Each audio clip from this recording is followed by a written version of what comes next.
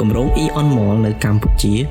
គឺជាគម្រោងវិនិយោគធំមួយដែលដឹកនាំដោយក្រុមហ៊ុនជប៉ុន Aeon Mall តាមរយៈសាខាក្នុងស្រុក Aeon Mall Cambodia គម្រោងនេះបានចាប់ផ្ដើមនៅឆ្នាំ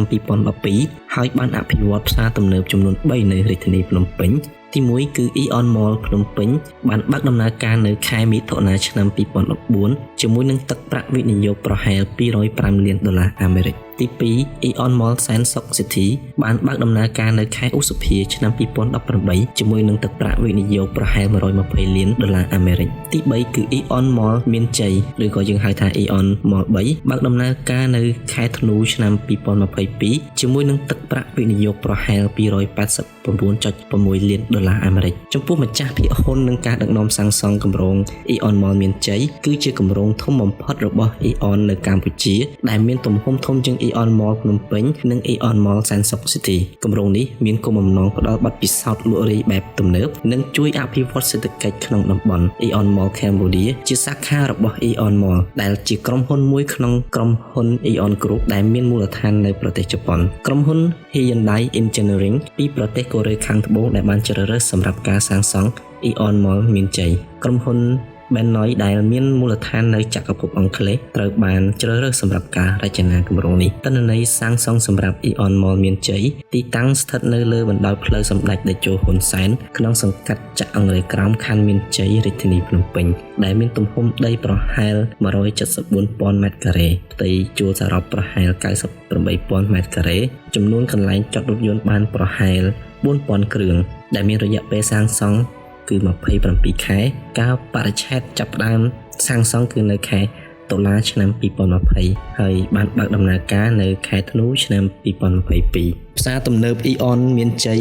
រចនាដោយសាជីវកម្ម Semba ប្រទេសជប៉ុនរចនាផ្ទៃខាងក្នុងជាការលំហែនិងសុខុមាលភាពដែលមានទីតាំងនៅរាជធានីភ្នំពេញនៃប្រទេសកម្ពុជា Aeon Mall មានជ័យគឺជាកន្លែងទិញទំនិញប្រកបដោយភាពច្នៃប្រឌិតនិងប្រកបដោយថាមពលតាមរយៈការលាយបញ្ចូលនៅបច្ចេកវិទ្យាទំនើបជាមួយនឹងវប្បធម៌ខ្មែរបង្កើតបទពិសោធន៍ថ្មីៗមានហាងប្រហែលជា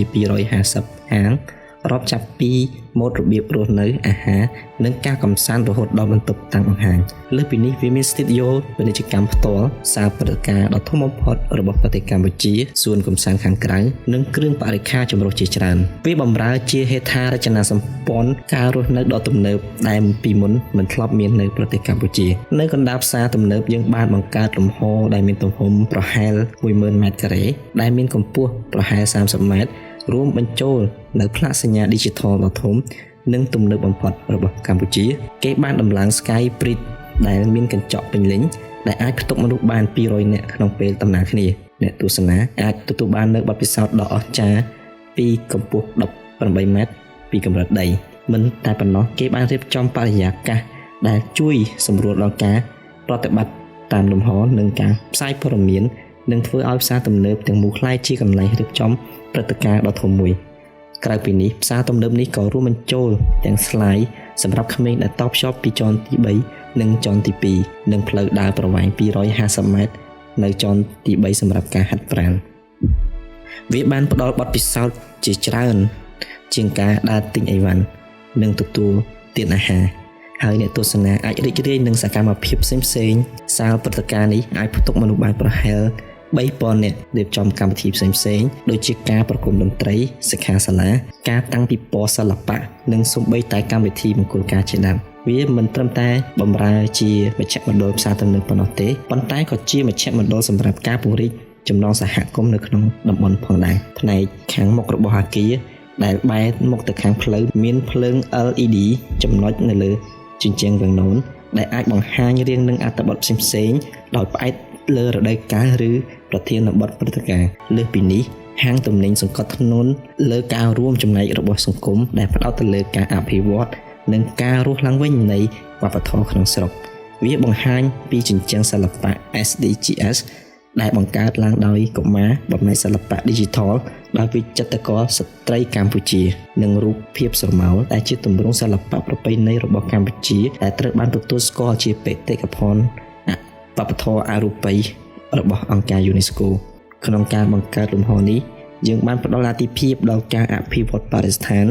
ដោយខិតខំចំពោះទៅរកការអភិវឌ្ឍកន្លែងប្រកបដោយនិរន្តរភាពហើយបានបង្កើតគ្រឿងសង្ហារិមដើម្បីអាចច្នៃផ្លាស្ទិកប្រើប្រាស់ឡើងវិញថែមទាំងបានបំពាក់ស្លាកសញ្ញាដែលអាចជំនួសបានដោយម៉ាញេទិកដូច្នេះយើងអាចកាត់បន្ថយការប៉ះពាល់បរិស្ថានផ្សារទំនើបទទួលបានវិញ្ញាបនបត្រ EDGE Green Building នៅក្នុងការអភិវឌ្ឍផ្សារទំនើបនេះយើងបានពង្រីកទំហំស្ថាបត្យកម្មដ៏ធំសម្បើមដើម្បីបញ្ចូលនៅលក្ខណៈពិសេសនិងធាតុទាក់ទាញផ្សេងៗលើសពីការដើរទិញអីវ៉ាន់និងការទទួលទានអាហារយើងបានដាក់បញ្ចូលធាតុផ្សំនៃការកម្សាន្តបទពិសោធន៍កម្សាន្តព្រឹត្តិការណ៍ជាច្រើននិងការអនុវត្តបែប Digital តាមរយៈបច្ចេកវិទ្យាទំនើបក្រៅពីនេះក៏បានចូលរួមចំណែកក្នុងការថែរក្សាវប្បធម៌និងការអភិវឌ្ឍនិងការអភិរក្សបរិស្ថានផងដែរផ្សារទំនើបនេះបំពេញតាមតម្រូវការនិងរបៀបរស់នៅរបស់ប្រជាជនក្នុងសហគមន៍